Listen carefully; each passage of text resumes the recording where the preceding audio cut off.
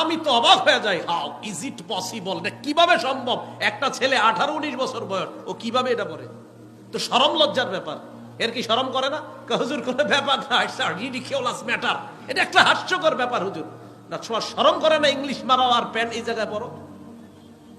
18-19 বছর বয়স প্যান্ট পরে, তো নির্লজ্জতা, বেহায়া। ভাইও মনে রাখবেন, আপনার বয়স বালেগ হওয়ার পরে আপনি প্যান্ট পরা এটা হারাম, এটা জায়েজ নেই। আপনি কিভাবে হাঁটু দেখান?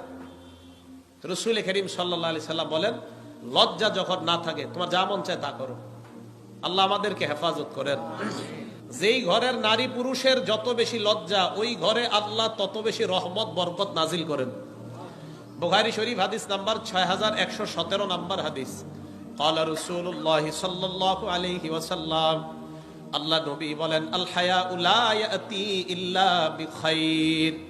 নবীজি বলেন, লজ্জা এমন একটা স্বভাব, এমন একটা গুণ, যেই ঘরের মধ্যে যত বেশি লজ্জা, যত বেশি লাজুকতা, ওই ঘরের মধ্যে ওই লজ্জা নামক গুণটা তত বেশি আল্লাহর পক্ষ থেকে কল্যাণ আর বরকত নিয়ে আসে।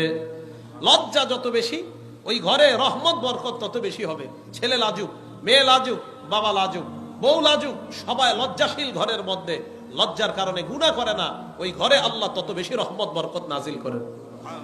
9 নাম্বার, বুখারী শরীফ হাদিস নাম্বার 6120।